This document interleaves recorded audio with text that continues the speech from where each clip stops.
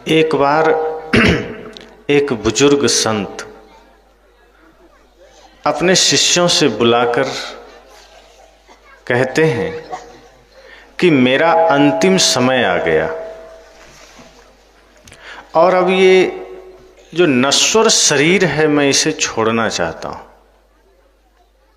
उम्र काफ़ी हो चली थी, लगभग 90 की अवस्था थी। संत ने कहा अपने शिष्यों से कि अब मुझे जाना है और मैं ये शरीर छोड़ना चाहता हूँ।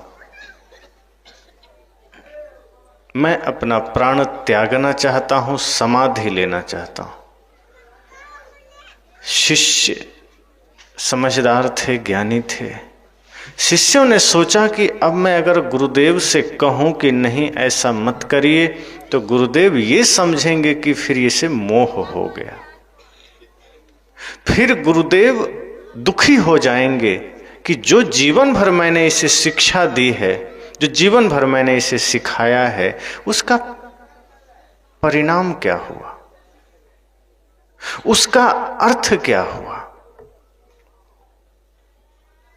गुरु जब भी शिष्यों को शिक्षा देते हैं और यदि शिष्य उन शिक्षाओं पर खरा ना उतरे तो गुरु को पीड़ा होती है कि मैंने जो इसे दिया है वो इसे पूरा नहीं कर पाया।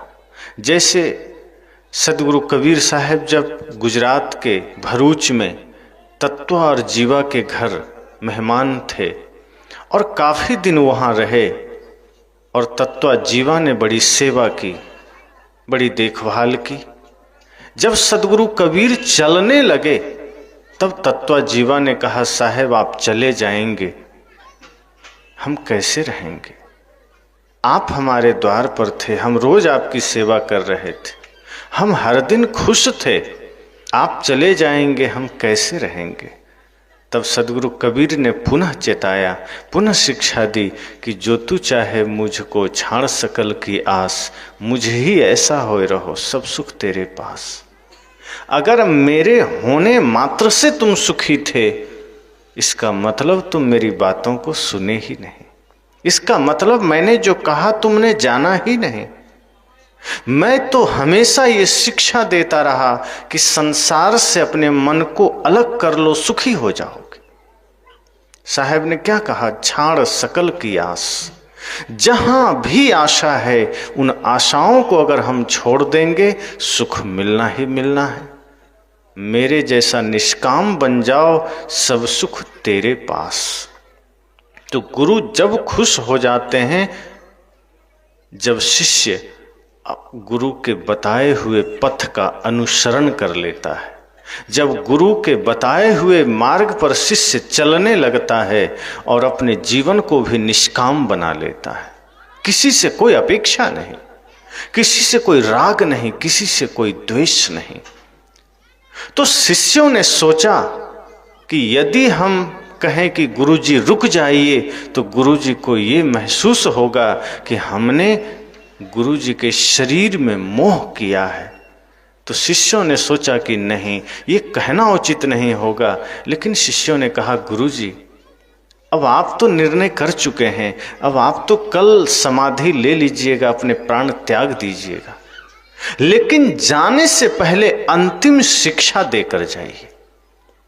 जीवन भर आपने सिखाया है, जीवन भर आपने ज्ञान दिया है, जीवन भर आपने मार्ग बताया है, जीने की कला बताया। जाते जाते और जाने से पहले ऐसी शिक्षा दीजिए कि हम सबके जीवन में वो अमृत का काम करे।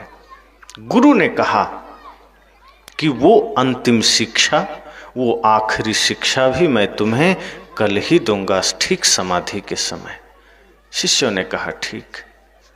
समय आया, गुरु समाधि में लेटे और कहे अब थोड़े ही देर में मैं प्राण त्यागूंगा। शिष्यों ने कहा, गुरुजी शिक्षा। गुरुजी ने कहा ठीक है। गुरुदेव ने आंखें बंद की और अपना मुख खोल दिया। शिष्यों से कहा कि देखो तुम्हें क्या नजर आ रहा है, गौर से देखो। शिष्यों ने कहा, गुरुजी आपके मुख में जीभ नजर आ रही है। ये जो जीभ है ना, जिससे हम स्वाद लेते हैं।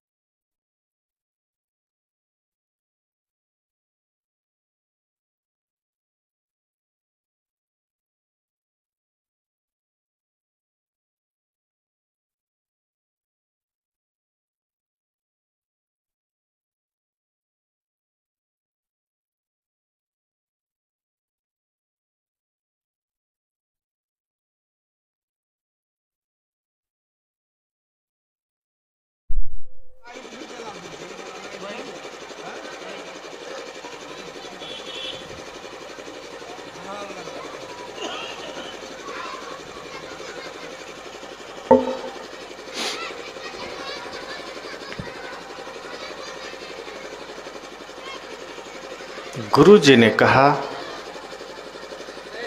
क्या नजर आ रहा है? शिष्यों ने कहा, गुरुजी आपके मुख में हमें जीभ नजर आ रही। तो गुरुजी ने कहा, और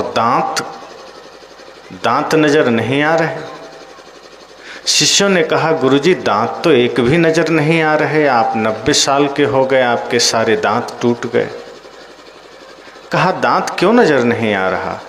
शिष्यों ने कहा, गुरुजी दांत कठोर थे इसलिए पहले चले गए, जीभ कोमल है इसलिए अब तक है। गुरुजी ने कहा, यही मेरी आखिरी शिक्षा है। शिष्यों ने कहा, मतलब? कहा, मतलब यह है कि अगर तुम जीवन में कठोरता दिखाओगे, अगर तुम जीवन में अकड़ में रहोगे, कठोर बन के रहोगे, घमंड में रहोगे, तो पहले चले जाओगे, नाश हो जाएगा तुम्हारा पहले। और जीभ की तरह अगर कोमल बन के रहोगे, मधुर बन के रहोगे, तो अंतिम तक रहोगे, कभी नाश नहीं होगा।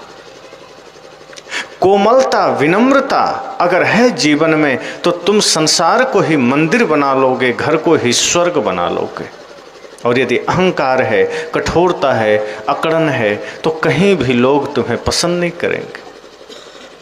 इसलिए सदैव ये ध्यान रखना कि जीभ जन्म से आती है और मृत्यु तक साथ देती है, क्योंकि उसमें कोमलता है, उसमें विनम्रता है। दांत जन्म के बाद आता है और मृत्यु से पहले लगभग विदा हो जाता है, क्योंकि उसमें कठोरता है। जहां भी कठोरता होगी, समझना रिश्ते टूट सकते हैं। और पहली शर्त यह है कि विनम्रता जरूरी है। इसलिए साहब ने कहा है, बोल तो अमोल है जो कोई बोले जान, हिये तराजू तौल के तब मुख बाहर आन। हम लोगों से कैसे बोलते हैं? कोमलता होती है। आज रिश्तों में इतनी कठोरता, इतनी कड़वाहट आ गई है कि कोई प्रेम से बोलना ही नहीं चाहता, कोई मधुरता से बोलना ही नहीं चाहता। आप कहीं निकल जाइए, घर हो, परिवार हो, गांव हो, पंचायत हो, शहर हो, मार्ग हो, जहां भी आप देखेंगे थोड़ा सा भी कोई सहने को राजी नहीं है। कोई भी आदमी थोड़ा सा रुकने को राजी नहीं है। आप थोड़ा सा कुछ गलती कर बैठिए, 4 आदमी खड़े हो जाएंगे। कोई और कुछ कर बैठे, सीना जोरी तुरंत आदमी कर लेता है। एक दूसरे के प्रति सदैव व्यक्ति इस भाव में लगा है, इस कोशिश में लगा है कि हम कैसे उसको परास्त कर दें, हम कैसे उससे आगे निकल जाएं। हर कोई इसी ख्याल में है, हर कोई इसी चेष्टा में है। और जब ऐसी चेष्टा होगी तो रिश्ते कभी बनते नहीं हैं, फिर रिश्ते बिगड़ते हैं, फिर परिवार बिखरता है। उम्र चाहे जितनी ढल जाए, फिर हमारे जीवन में शांति, हमारे जीवन में प्रेम, हमारे जीवन में विनम्रता नहीं आती। फिर हमारे जीवन में कठोरता बनी रह जाती है और उसी कठोरता के साथ हम मृत्यु के गोद में चले जाते हैं। जीवन का ध्येय, जीवन का उद्देश्य ये नहीं है कि हम कठोरता के साथ जिए, कि हम अकड़ के साथ जिए। जहाँ विनम्रता है वहाँ स्वर्ग है। और आप देखें कि जो आदमी विनम्र होता है, जिसकी वाणी मधुर होती है, वो बिखरे हुए परिवार को भी स्वर्ग बना देता है। वो कितने दिलों को जोड़ देता है। वो आदमी कहीं भी जगह बना लेता है। जिसकी वाणी खराब है वो घर में भी सबको खटकता है। जिसकी बोल ठीक नहीं है उसको अपने घर के लोग भी पसंद नहीं करते, पर जिसकी वाणी ठीक है वो अपरिचित जगह में जाके भी वहाँ मित्रता कर लेता है। आप इसी प्रकृति में देख लीजिए, कोयल और कौवा एक जैसा है देखने में, दोनों काला है, लेकिन कोयल की आवाज़ आप सुनते हैं बड़ी मधुरता के साथ, बड़े प्यार के साथ। आपको दुख नहीं होता, आपको कष्ट नहीं होता। लेकिन कौवा जब काँव काँव करने लगे तो आप कोशिश करते हैं भगा दें, ढेला उठा लेते हैं, मार के भगा दें। क्यों? शरीर दोनों का एक जैसा है, पर वाणी दोनों में बड़ा फर्क है। आपके गांव में अगर कौवा है तो आप सोचते हैं गांव छोड़ दे तो अच्छा है, और आदमी जो कौवा स्वभाव का है फिर वो कहीं टिकता नहीं है, लोग उसको ढेला लेके खड़े रहते हैं। पर शरीर अगर काला भी है, अगर वाणी मधुर है, कोयल की तरह है, तो सभी प्यार देते हैं, सभी सम्मान देते हैं। मैं अक्सर एक घटना सुनाता हूँ, काल्पनिक है, कि एक कौवा गांव छोड़कर जा रहा था। लोगों ने कहा कहाँ जा रहे हो? उसने कहा तुम्हारे गांव में लोग हमें सम्मान नहीं देते, प्यार नहीं देते।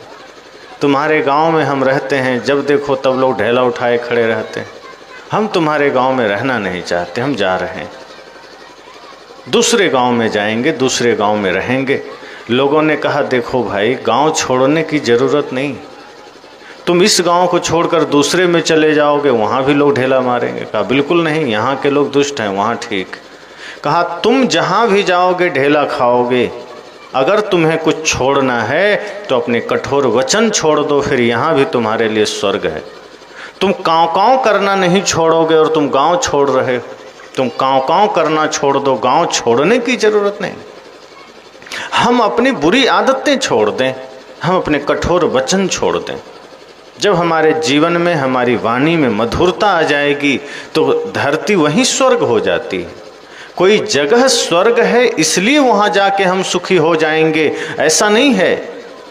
धरती को स्वर्ग बनाना पड़ता है, घर को मंदिर बनाना पड़ता है, समाज को संस्कारी बनाना पड़ता है, सभ्य बनाना पड़ता है। कोई बना हुआ कहीं से नहीं आता। आप अपने बच्चों को संस्कार देंगे, वही बड़े संभावनाओं को लेकर खड़ा हो जाएगा, वही आगे चलकर किसी न किसी महापुरुष के रूप में देश में जाना जाएगा, दुनिया में जाना जाएगा। गर्भ से कोई महापुरुष पैदा थोड़े होता है, गर्भ से कोई डॉक्टर, इंजीनियर, वकील पैदा थोड़े होता है। गर्भ से एक कोरा इंसान पैदा होता है और आगे आकर के जन्म लेकर के कोई हिंदू बना देता है, कोई मुसलमान बना देता है, कोई सिख बना देता है, कोई जैन बना देता है, कोई बौद्ध बना देता है, कोई मेहनत करके डॉक्टर, इंजीनियर बना देता है, कोई नेता, मंत्री, विधायक बना देता है, कोई प्रधानमंत्री बना देता है। और कुछ लोगों के संस्कार दिव्य होते हैं परिवार के, उन संस्कारों को सीखते सीखते वो बच्चा धर्मात्मा बन जाता है, महात्मा बन जाता है। सब बाहर बनते हैं, वो आप पर, हम पर निर्भर करता है कि हम क्या कर रहे हैं। अगर हमारे जीवन में कोमलता है, अगर हमारे वाणी में कोमलता है तो असंभव कुछ भी नहीं है। फिर बिखरे हुए घर को भी हम एक सूत्र में बांध सकते हैं, फिर टूटे हुए दिल को भी हम जोड़ सकते हैं। अगर हमारी वाणी कठोर है तो बना हुआ घर भी बिखर जाता है, बना हुआ समाज भी टूट जाता है। इसलिए संतों ने कहा कि जिस प्रकार जीभ कोमलता का प्रतीक है और वो मृत्यु तक रहती है, दांत कठोरता का प्रतीक है, वो जन्म के बाद आए और पहले विदा हो गए। सोचिए जीवन में हमें क्या बनना है, क्या धारण करना है। अगर वाणी ठीक हो जाए, हमारा बोलना ठीक हो जाए तो हम किसी को अपना बना सकते हैं। आज वाणी के वजह से ही तो झगड़े होते हैं, पिता कुछ कठोर कह दिया, पुत्र को सहन नहीं हुआ, घर छोड़ दिया। बड़े भाई ने कुछ कह दिया, छोटा भाई बंटवारा कर लिया कि बस अब घर नहीं चलेगा। देवरानी जेठानी में वाणी को लेकर झगड़े हो गए कि हम तुम्हारा सुनेंगे, हम सुनने के लिए आए हैं। सास बहू एक दूसरे को सुनना पसंद नहीं कर रहे। सुनाना सब चाह रहा है कि हम किसी को दो वाणी कठोर सुना दें, लेकिन वो हमें ना सुनाए। अगर आप सुनाने को तैयार हैं तो सुनने को भी तैयार हो जाइए। लेकिन समस्या ये है कि हम किसी को दो कठोर शब्द सुनाना तो चाहते हैं, सुनना नहीं चाहते। अगर कोई हमें थोड़ा सा क्रोध में आकर बोल दिया तो हमारे भीतर भी आग जलने लगती है कि तुम हमको सुनाओगे, हम सुनेंगे तुम्हारा, और बस महाभारत शुरू हो जाता है। जबकि साहब कहते हैं नहीं, ये वाणी आपकी बड़ी कीमती है, बड़ा अनमोल है। जब इसे आप मधुरता से बोलते हैं तो आपके मुख से निकली हुई यही वाणी प्रार्थना बन जाती है। और जब आप क्रोध के आवेश में बोलते हैं, छल के आवेश में बोलते हैं, कपट के रूप में बोलते हैं, तो यही वाणी जो मुख से निकलती है ये गाली बन जाती है। इसलिए प्रेम की अवस्था में बोलिए, इसलिए करुणा के साथ बोलिए, विनम्रता कोमलता के साथ बोलिए। किसी और के चलते अपनी वाणी मत बिगाड़ लीजिए। नुकसान किसी और का नहीं होगा। हम कहते हैं क्या करें, सामने वाला के वजह से हमें क्रोध करना पड़ गया। सामने वाला के वजह से आप समुद्र में गोता थोड़े लगा देंगे, सामने वाला के वजह से आप जहर थोड़े खा लेंगे। कि सामने वाला आपको खूब प्रेरित कर दे आप जहर खा लीजिए, आप नहीं खाइएगा। सामने वाला प्रेरित कर दे पटरी पर सिर रख दीजिए, नहीं रखिएगा। हम क्रोध कर बैठते हैं और कहते हैं सामने वाले के वजह से कर दिए। हम कठोर वचन कह देते हैं, सोचते हैं सामने वाले के वजह से कह दिए। हमारा नियंत्रण अपने आप पर होना चाहिए, हमारा स्वयं पर स्वस्थता होनी चाहिए कि हम वही कहेंगे जो उचित है, हम वही कहेंगे जो हमें कहना है, वो नहीं कहेंगे जो दूसरा कहलाना चाहता है। तो अगर हमारी वाणी ठीक है, हमारा व्यवहार ठीक है, हमारा मन ठीक है, तो संसार ठीक है, तो हमारा घर ठीक है, परिवार ठीक है। और एक व्यक्ति ठीक हो जाता है तो पूरे परिवार को ठीक कर लेता है। इसलिए संत जन कहते हैं कि कहीं भी रिश्ते में अगर कोई खटास है तो अपनी वाणी को ठीक कर लीजिए। मीठा बोलने से अगर परिवार बनता है, घर मंदिर बनता है, तो क्यों नहीं बोलिए। साहब तो कहते हैं कि जब वाणी बिगड़ती है ना तो बड़ा महाभारत होता है। इसलिए साहब कहते हैं मधुर वचन है औषधि, कटुक वचन है तीर। जैसे कोई तीर मारता है तो तीर चुभ जाती है, ऐसे ही जब आप कठोर वचन कहते हैं तो तीर की तरह चुभती। इसलिए भाई हो, पिता हो, माता हो, मित्र हो, पुत्र हो, कोई भी रिश्ते हों, चाचा चाची हों, दादा दादी हों, आप कोशिश कीजिए प्रेम से बोलिए। जब आप प्रेम से बोलते हैं तो उस वक्त वही आपका सत्संग है। सत्संग अलग कुछ नहीं है। आप मंदिर में पूजा करें, चाहे गुरु की पूजा करें, अगर आप आपस में प्रेम से बोलना शुरू कर दें, वही आपकी पूजा है, वही आपका सत्संग है, वही आपकी उपासना है। हम यहाँ सत्संग कर लेते हैं, हम मंदिर में पूजा कर लेते हैं, लेकिन कोई सामने आ गया तो उसके साथ हम ऐसा काँव काँव करने लगते हैं कि पूजा मंदिर में ही रह जाती है, बाहर पूजा हो ही नहीं पाती। साहब कहते हैं पूजा आपका हर समय होना चाहिए। क्या ये संभव है? किसी ने कहा क्या ये संभव है कि मंदिर में पूजा करें और घर में भी पूजा करें, कि जगह जगह हम पूजा करें? साहब ने कहा अगर आपका मन निर्मल है तो ये हमेशा संभव है। अगर मन गंदा है तो फिर मंदिर में भी आप पूजा नहीं कर रहे हैं, फिर मंदिर में आप दिखावा कर रहे हैं।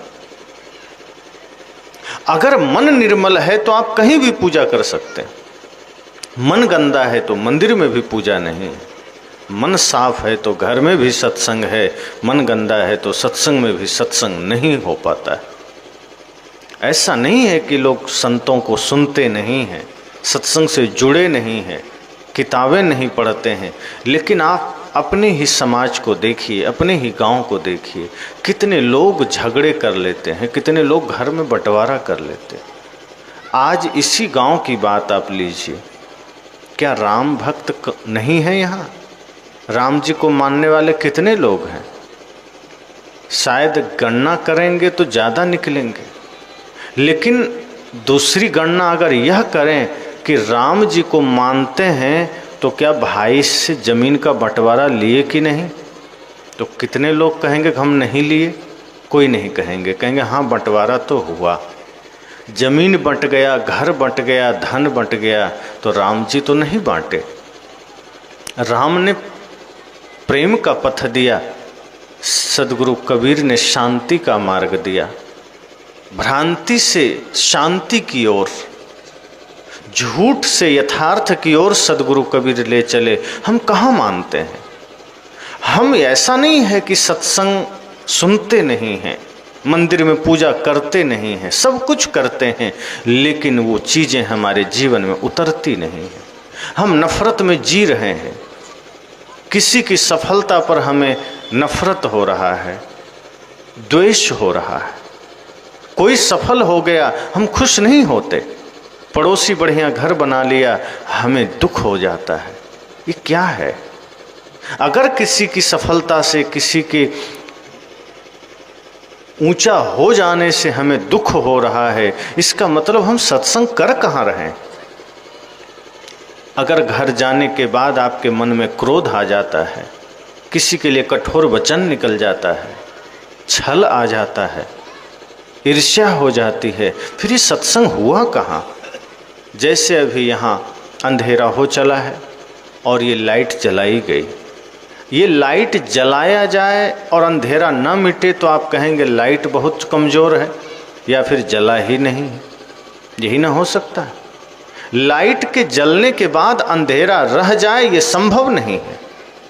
सत्संग हमारे हृदय में उतर जाए और फिर भी नफरत ना मिटे, फिर भी घृणा ना मिटे, सत्संग हमारे जीवन में उतर जाए और फिर भी ईर्ष्या द्वेष ना मिटे, ये संभव ही नहीं।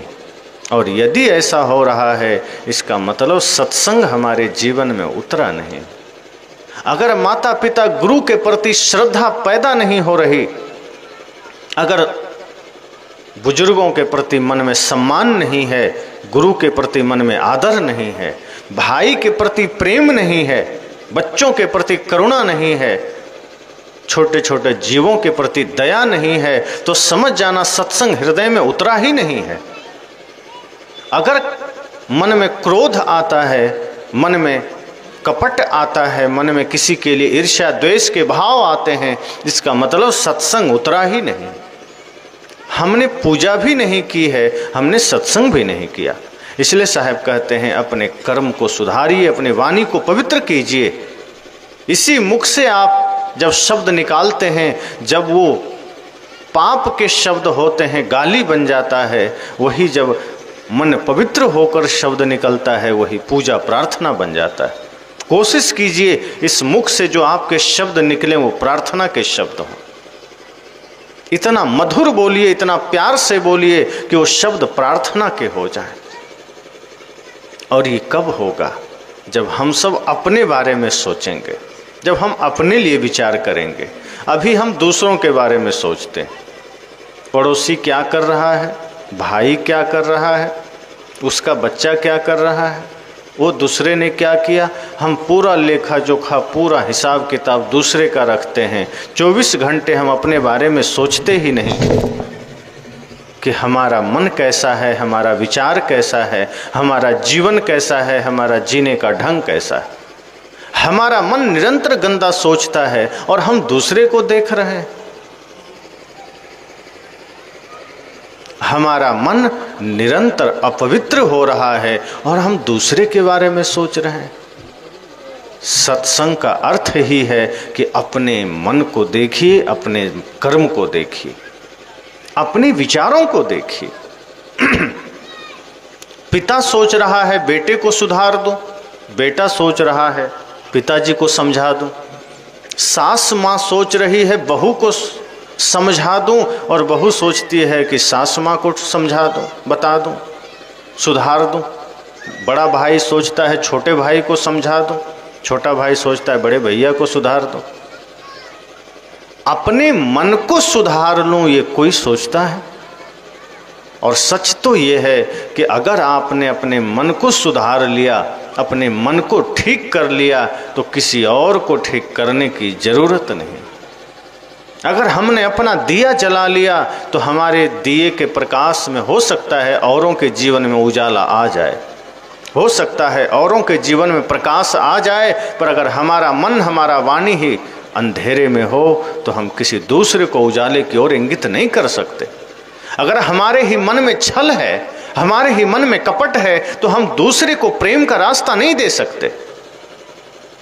अगर प्रेम में जीना है और समाज को प्रेम का राह दिखाना है तो सबसे पहली शर्त है कि आप प्रेम में उतर जाइए। प्रेम का आनंद ही तब मिलेगा जब आप प्रेम में उतरेंगे, आप सत्य में उतरेंगे, आप भक्ति में उतरेंगे। और ऐसा करना कठिन भी नहीं है। ये सत्संग इसीलिए है, संतों का संग इसीलिए है।